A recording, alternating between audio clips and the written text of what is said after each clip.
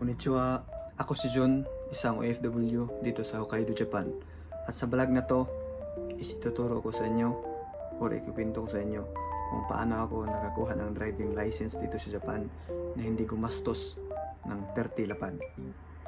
Pero bago yan, intro muna tayo.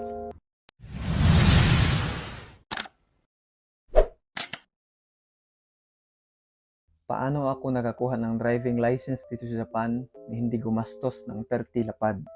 Kung may hawak ka ngayon na valid driver license sa Pilipinas, is pwede mo yan i-convert into Japanese driving license. At ang tawag sa proseso na yon is Gaimeng Kirikai or Foreigner's Driver License. At ito ang mga requirements para maka-avail ka sa Gaimeng Kirikai. Unang-una is yung valid Philippine driver license at kailangan may UR yun or may official receipt. Kasi pag walang official receipt is hindi tatanggapin ang Onten Center dito. Pangalawa, driver license certificate from LTO with DFA authentication. At syempre, paano kunin yun? So, dapat may authorized person kayo na mauutosan nyo or kukuha ng certificate na yun. Kamag-anak ba, asawa, or anak. At dapat may dala-dala siyang authorization letter na galing sa'yo at may pirma pa. Kahit kopya lang para yan yung magpapatunay kung legal ba siya na kumuha ng certificate mo or personal information mo sa LTO. At dapat doon kayo kukuha or pupunta sa LTO branch kung saan na-release yung plastic na lisensya nyo sa LTO. Kasi pag sa ibang branch, hindi kayo tatanggapin or hindi nila mabibigay yung hinihingi nyo na certificate. Madali lang pagkuha ng certificate, siguro mga isang araw lang. Tapos, ang bayad niya is 150 pesos.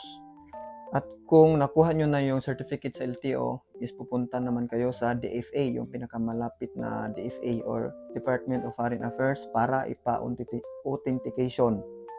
Kasi nung last 2022 is pinalitan nila yung red ribbon. Dati kasi is red ribbon yung kailangan, pero ngayon is nahinto na at ang pinalit is yung authentication na lang. So, less hassle na para sa atin mga OFW. Makukuha mo lang din yan yung authentication within that day or weeks, pinakamatagal. Tapos ang bayad niya is 130 pesos only. Pangatlo, driver license translated into Japanese. At syempre, saan ba pwedeng magpa-translate ng driver license dito sa Japan? Sa akin is doon ako nagpa-translate sa JAF or Japan Automobile Federation. May serbisyo sila na mag-translate sila sa mga driver license into Japanese. At ang bayad is 4,000 yen. 4,000 hindi pesos ha. At mas maganda kung may mga agency kayo dito sa Japan is doon na lang kayo mag-unigay sa kanila kasi alam na din nila yun paano ang gagawin at paano ang proseso. Pang-apat, syempre, valid passport. Ang panghuli, pang-lima, ang valid residence card. Huwag na yung expired or alien card.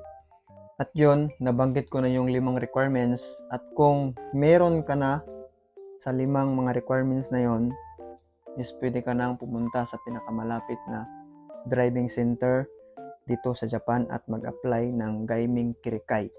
At mas maganda kung pupunta kayo doon is dapat may kasama kayong magaling mag-Japanese. Kasi nga sa unang stage or unang process nila is magtatanong sila, i-interviewin ka nila kung paano nakuha yung lisensya mo sa Pilipinas, saan ka nag-aaral, nakapag-drive ka na ba sa highway, at etc. Maraming tanong, kaya importante kung marunong ka mag-Japanese or kung hindi, dapat may backup ka. Katulad sa amin is sinamahan kami ng satcho namin. Yung satcho namin is marunong naman mag-English, kaya backup lang siya kung meron kami hindi naintindihan is ita-translate niya into English, kaya naging madali lang sa amin yung proseso. At doon naman tayo pupunta sa driving center na. Sa driving center pala minasang is may 3 proseso sila. Unang proseso is yung interview, tapos pangalawa is yung hikki or tawag nito, yung writing exam. Tapos pangatlo is yung actual driving. At ang pinakamahirap sa tatlong exam na yun is yung pinakauna, yung interview. Kasi nga sa interview is pag nabagsak ka sa interview isang beses, is hindi ka na makapag-take ulit sa content center na yun kasi nga may record ka na doon. Kumaga, ang mga possibility kung bakit mababagsak yung mga nag-apply is baka siguro may nasagot sila na mali or labag sa rules nila, or siguro nasabi mo na fixer yung lisensya ko sa Pilipinas, kaya yun yung mga possibility na mabagsak ka sa interview. Kaya mas mabuti siguro na before mag-interview is paghandaan nyo din nyo kung ano yung mga possible na tanong nila, or sabihin nyo lang yung totoo or mag-whitelist kayo para makapasa kayo sa interview. At pag nakapasa na kayo sa interview is may ibibigay sila na kaunting tekisto or parang bingkyo muno para sa susunod na written exam. Or sa amin is maliit lang na papel yung binigay nila para sa bingkyo muno, kaya medyo kulang. Kaya yung ginawa namin is nag-research kami sa YouTube kung paano yung mga possible na lalabas or mga possible question doon sa written exam. At sasabihan nila kayo na bumalik na lang kayo or maghintay na lang kayo sa tawag nila. So sa amin is yung nangyari sa amin is almost 1 month bago sila tumawag ulit sa amin na pupuntahin na naman kami sa driving center para mag-exam sa written exam. At sa written exam naman is dapat may 2x2 picture kayo na dala. Or kung wala naman is pwede naman kayo makapagpa-picture doon sa driving center. May bayad nga lang. Yung bayad niya is 800 yen. Tapos sa exam naman, sa written exam is may bayad din sila na 2,500 yen. Ang exam pala is may 10 items. Tapos yung passing grade niya is 7.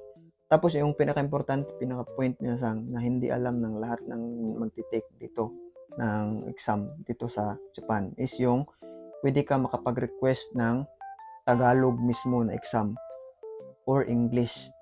Kahit anong lengguwahe, kung saan yung country mo, pwede ka makapag-request kung anong gusto mong lengguwahe, yung madaling maintindihan mo. Katulad sa amin is nag-request kami ng Tagalog. Mas naging madali yung exam, pero mahirap talaga kasi yung translation nga nila sa Tagalog is hindi perfecto, pero at least maintindihan mo talaga i-compare sa nakanihongo na. Depende siguro kung magaling ka mag-Nihongo talaga. Tapos yung nakuha ko sa exam is 7. Bali, giri-giri talaga. Yung kasama ko naman is naka 8. Kaya at least happy kami nakapasa. At kasi pag bumagsak pa kami noon is babalik naman, maghihintay na naman kami ng 1 buwan siguro o 2 buwan para matawagan na naman, mas lalong tatagal. Kaya mas mabuti kung 1 take lang para iwas gastos na rin at iwas doble gastos na ba, kasi pag bumalik ka bayad na naman ng another 2,500. At yung pinakahuli, yung actual driving. Sa actual driving minasang is katulad sa amin is ako may experience ako sa pag-drive 3 taon. Siyempre may confidence na ako na maipasa ko yung exam. Kaya chill lang talaga ako nung nag-take kami, unang take namin. Kaya nung unang take ko is siyempre bagsak kasi ibang-iba, marami silang mga rules na dapat mong sundin bago ka makapag-drive dito sa Japan. So I recommend na dapat mag-aral talaga ng driving. At take note, may bayad na naman bago kayo makapag-actual driving dito. So may bayad siya na another 2,500. So natawagan kami after sa written exam is almost 2 months. Sobrang tagal, 2 months talaga, na 2 months kaming naghintay. Kaya nung nag-exam kami, nung nag-actual driving na, siyempre bumagsak kami sa exam. Kaming dalawa ng kasama ko bagsak. Kaya ang ginawa ng company is binigyan kami ng pagkakataon na makapag-practice mismo sa driving school dito sa lugar namin. Sa driving school naman, para hindi ka masyadong mamahalan sa pagbayad, is pwede ka naman makapag-request sa driving school na mag-aral ka lang ng 1 araw. Sa 1 araw is 2 or 3 oras. Bali, pinag-practice kami sa company ng 2 beses, every Sunday lang yun, bago kami nagpunta sa pangalawang take sa actual driving. At ang isa din sa pinaka-effective na para maipasa mo yung actual driving is manood ka sa YouTube, yung maraming mga tutorial sa YouTube, at yung binigay ng driving center na tekisto or yung parang yung course nila, kung paano yung course. Dapat ma-memorize mo yung course at yung may man nakasulat doon kung saan liliko, kailan mag-signal, dapat pag-aralan mo yan. At yung ginawa kasi namin is dinikit namin sa dingding yung papel na yon, tapos araw-araw namin nire-review through imagination lang. Walang sasakyan na hindi kami nagda-drive. Imagination lang. Kaya malaking tulong yun. Kaya nung nag-take kami sa pangalawang beses is nakapasa kami. At within that day, natanggap namin or nakuha namin yung lisensya namin. At yun, sa wakas, nakakuha na kami ng lisensya at siyempre, pinag-drive na kami sa company kasi sa trabaho namin is mekaniko kami. Kailangan talaga namin mag-drive, lalo-lalo na yung may mga emergency or yung kukunin yung sasakyan tapos ibabalik na naman. Kaya medyo enjoy na yung trabaho, hindi na masyadong stress kasi yung stress ka yung nandun ka lang sa shop palagi. Mas maganda yung ma-explore mo yung lugar mo sa pagdadrive. At sana ma-issuehan kami ng sasakyan sa company at makagala-gala naman dito para at least mawala yung stress. At sa mga nagbabala kumuha ng lisensya dyan, ganbarimas lang talaga at tiwala lang sa Panginoon at balang araw makukuha mo din yung gusto mo. Salamat sa panonood at sana nakatulong. Thank you and God bless.